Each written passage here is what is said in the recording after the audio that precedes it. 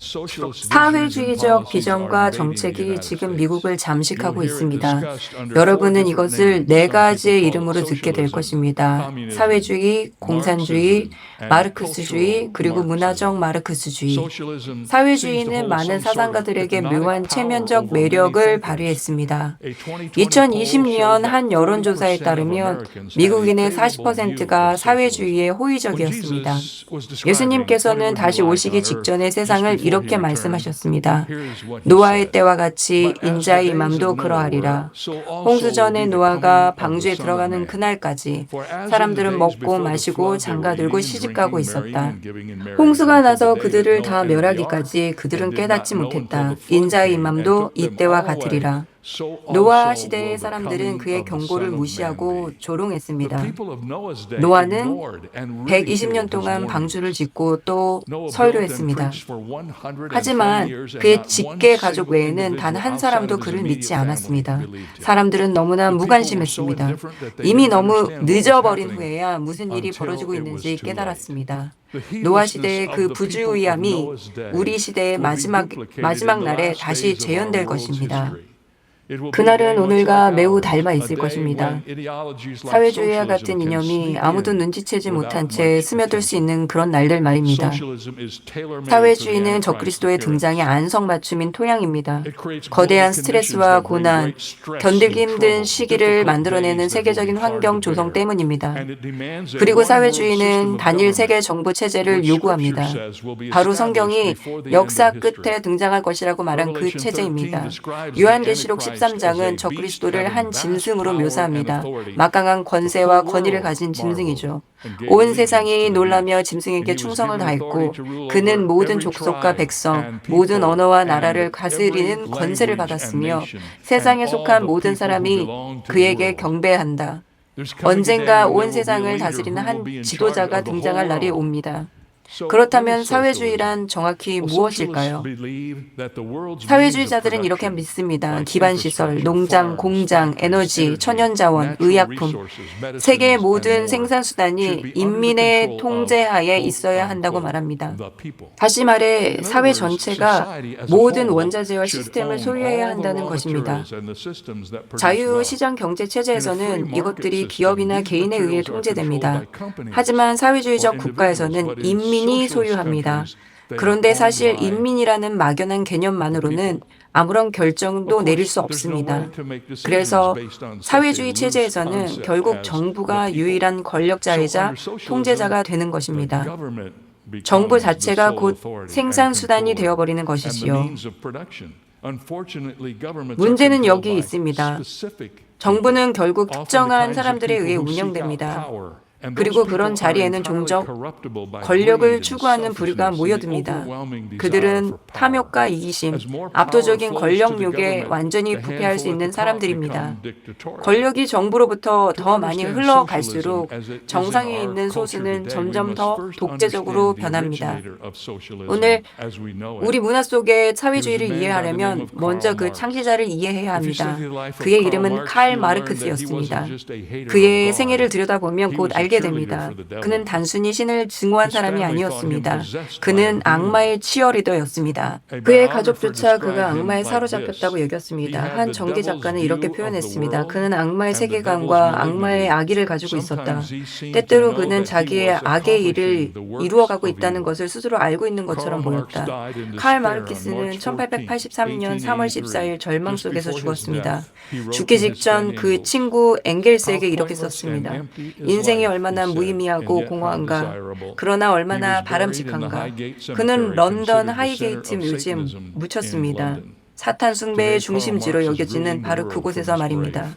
오늘날 칼 마르크스는 무덤 속에서 이 세상을 지배하고 있습니다. 그의 이념에는 몇 가지 분명한 특징이 있었습니다. 첫째, 마르크스주의는 하나님을 대적합니다. 칼 마르크스는 기독교를 증오했습니다. 그에게 기독교는 억압의 근원이었고 종교는 인민의 아편이었습니다. 공산주의가 성공하려면 교회를 향한 충성이 국가를 향한 충성으로 바뀌어야만 했습니다. 언젠가 그는 교회를 이렇게 묘사했습니다. 긁어내야 할 중세의 곰팡이.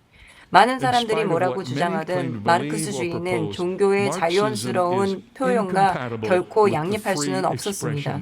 저는 기독교 사회주의자나 기독교 마르크스주의자가 될 수 있다고 믿지 않습니다. 이 두 가지는 본질적으로 완전히 정반대이기 때문입니다. 서로 모순입니다. 그들에게는 이런 구호가 있었습니다. 우리는 세상에서 자본가를 없애고 하늘에서 신을 없앨 것이다. 이것이 그들의 진짜 동기였습니다. 둘째로는 마르크스주의는 전체주의적입니다. 전체주의라는 용어는 독재자 베니토 무솔리니의 지지자들이 처음 사용한 말입니다. 무솔리니는 이렇게 요약했습니다. 모든 것은 국가 안에 있고 국가 밖에는 아무것도 없으며 국가에 반하는 것은 아무것도 존재할 수 없다. 셋째, 마르크스주의는 분열을 먹고 살합니다. 역사적으로 마르크스주의는 계급 간의 분열을 조장해 왔습니다. 억압자와 피억압자, 사장과 노동자.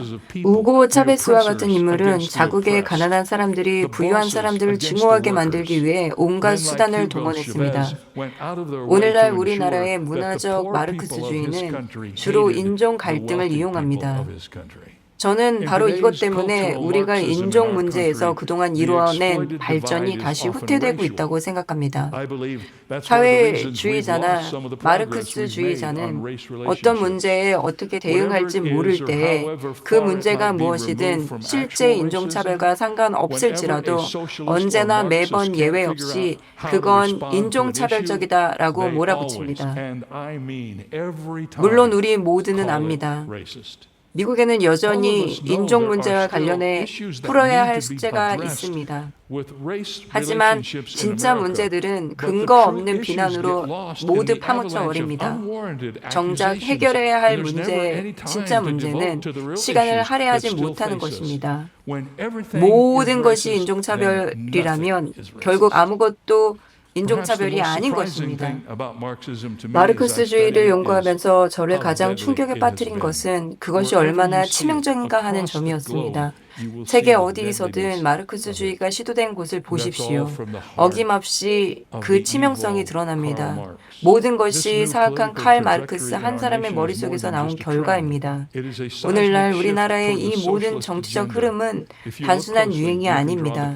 사회주의 의제를 향한 거대한 지각 변동입니다. 역사상 단 하나의 성공한 사회주의 사례도 없습니다.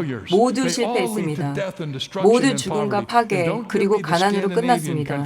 그리고 부디 스칸디나비아 국가들을 예로 들지 마십시오. 그곳은 사회주의 국가가 아닙니다. 그저 복지사회일 뿐입니다. 사회주의는 실패합니다. 사회주의는 죽음입니다. 사회주의는 이 나라를 파멸로 이끌 것입니다. 우리가 세운 모든 것, 우리가 믿어온 모든 것을 파괴할 것입니다. 우리가 이것을 막지 않는다면 말입니다. 여기 정말 주목할 만한 점이 있습니다. 사회주의자들은 특히 법 집행 기관에 고삐를 지는데 혈안이 되어 있습니다. 미국에서 그들이 가장 먼저 하는 일은 경찰을 악마화하는 것입니다. 그 다음에는 예산을 삭감하는 것이죠. 그래서 일부 도시들이 실제로 경찰 예산을 대폭 삭감했습니다. 그리고 놀라울 것도 없이 바로 그 도시들에서 이후 몇 달 동안 폭력 범죄가 폭발적으로 늘어났습니다.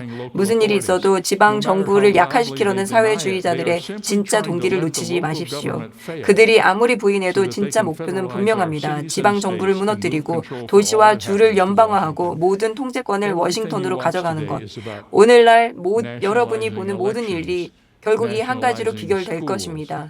선거를 국유화하고 학교를 국유화하고 모든 것을 국유화하는 것. 일단 국유화되면 다음 몇 사람들이 그 모든 것을 통제할 수 있게 되는 것입니다. 여러분은 이렇게 물으실 것입니다. 박사님, 저는 그저 소시민일 뿐입니다. 이 모든 일에 대해 제가 무엇을 할 수 있습니까? 어떻게 반응해야 합니까? 이것이 다가오는 게 느껴집니다. 제 아이들과 손주들에게 영향을 미칠 텐데 저는 무엇을 해야 합니까? 라고요. 자, 신중하게 생각해 볼 만한 몇 가지를 제안드리겠습니다. 첫째, 성경을 살펴보십시오. 여러분 이렇게 물으실지도 모릅니다. 제가 사회주의자면서도 동시에 기독교인이 될 수 있지 않을까요? 사회주의적 개념을 받아들이면서도 신앙을 지킬 수 있지 않을까요? 그래서 제가 알 몰로의 글에서 정리한 내용을 간단히 요약해 드리겠습니다. 성경은 노동의 존엄성을 인정합니다. 에베소서 4장 28절. 성경은 사유재산을 인정합니다. 출애굽기 22장. 성경은 도둑질을 정죄합니다. 출애굽기 20장 15절. 탐욕을 정죄합니다. 출애굽기 20장 17절. 저축을 권장합니다. 잠언 13장 22절. 절약을 권장합니다. 잠언 21장 20절. 토지 소유를 인정합니다. 사도행전 4장. 투자를 인정합니다. 마태복음 25장. 이 모든 것이 성경에서 존중되고 있습니다. 성경은 분명히 가리킵니다. 일꾼이 그 삭슬 받는 것은 마땅하다. 사회주의는 이 모든 성경적 원칙과 정면으로 모순됩니다. 둘째, 거짓 속에 살기를 거부하십시오. 성경은 말합니다. 선이 악이라 불리고 악이 선이라 불리는 날이 올 것이라고요. 저는 우리가 바로 그런 시대에 살고 있다고 생각합니다. 하지만 분명히 말씀드립니다. 여러분은 거짓 속에 살 필요가 없습니다. 잠언 29장 12절은 이렇게 말합니다. 만일 통치자가 거짓말에 귀를 기울이면 그의 모든 신하들이 악하게 된다. 오늘날 우리 문화에서 들려오는 많은 말들이 상식과는 아무런 상관이 없습니다. 거짓 속에 살기를 거부합시다. 권력을 가진 누군가가 그렇다고 말한다고 해서 그것이 곧 사실이 되는 것은 아닙니다. 셋째, 그리스도를 따르는 사람이 되십시오. 그리스도를 단지 흠모하는 사람이 아니라 따르는 사람이 되기를 결심하십시오. 이 상황에서 예수 그리스도께서는 내가 무엇을 하기를 원하실까? 이것을 끊임없이 스스로에게 물으십시오. 넷째, 소그룹을 다시 생각하십시오. 소그룹은 힘든 시기에 절대적으로 필요합니다. 우리 주변이 모든 광기 속에서 앞으로 나아갈 때 만약 소그룹에 속해 있지 않다면 우리는 하나씩 제거당할 준비를 하고 있는 셈입니다. 소그룹에 들어가면 여러분을 위해 기도하고 도와줄 사람들이 생깁니다. 다가오는 시기를 견뎌내려면 함께 강하게 서줄 사람들과 손을 잡아야 합니다.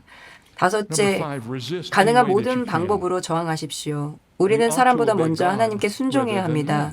사람들이 믿는 자로서 우리에게 소중한 것을 빼앗으려 할 때 우리가 그냥 손 놓고 앉아있지 않는다면 얼마나 놀라운 일들이 벌어질 수 있는지 알게 될 것입니다. 저항해야 할 때가 분명히 옵니다. 그리고 하나님께서 그때가 언제인지 보여주실 것입니다. 여러분의 마음이 지금이다라고 말할 때 그때 행동하십시오. 그리고 제게 와서 말씀해 주시면 제가 설교 때 전해드리겠습니다. 마르크스주의는 인류 역사상 가장 끔찍한 사상 중 하나입니다. 그 억압의 무게에 짓눌린 사람들에게 물어보십시오. 수많은 희생자들에게 직접 물어보십시오. 우리는 그 역사를 기억해야 하고 그 위험을 알려야 하며 그 확산에 맞서야 합니다. TV에서 어떤 사람이 이것이 앞으로의 우리나라의 새로운 모습이 될 거라고 말하는 것을 볼 때 부디 저처럼 몸소리치며 무릎을 꿇고 기도하십시오. 하나님, 절대로 이런 일이 우리에게 일어나지 않게 하소서. 하지만 가장 좋은 소식이 바로 이것입니다. 누구도 상상할 수 없는, 우리가 그릴 수 없는 그 어떤 것보다 더 나은 유토피아가 다가오고 있습니다. 이사야 9장 6절과 7절은 정부가 예수 그리스도의 어깨 위에 놓일 그날을 묘사합니다. 예수님께서 오시면 이 모든 것이 달라질 것입니다. 아멘. 우리 주님께서 다시 오시면 그분이 이 모든 잘못을 바로잡으실 것입니다. 그분은 나라들을 심판하실 것입니다. 많은 백성들을 책망하실 것입니다. 그리고 그날에 그들은 자기 칼을 쳐서 보습으로 만들고 자기 창을 쳐서 낫으로 만들 것입니다. 나라가 나라를 대적하여 칼을 들지 않을 것이며 다시는 전쟁을 하려 하지 않을 것입니다. 네, 그렇습니다, 여러분. 사회주의, 마르크스주의, 그리고 역사 속의 그 모든 추악한 주의들은 예수님께서 다시 오셔서 이 땅에 그분의 나라를 세우실 때 완전히 무너지고 사라질 것입니다.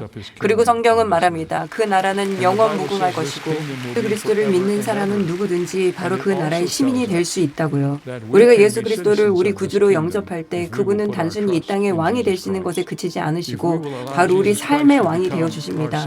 저와 여러분이 이미 그렇게 하셨기를 진심으로 바랍니다. 여러분의 인생 어느 순간인가 예수 그리스도께 자신을 온전히 드리고 그분께서 여러분 안에 들어와 사시도록 초청한 그 시간이 있었기를 바랍니다. 아멘.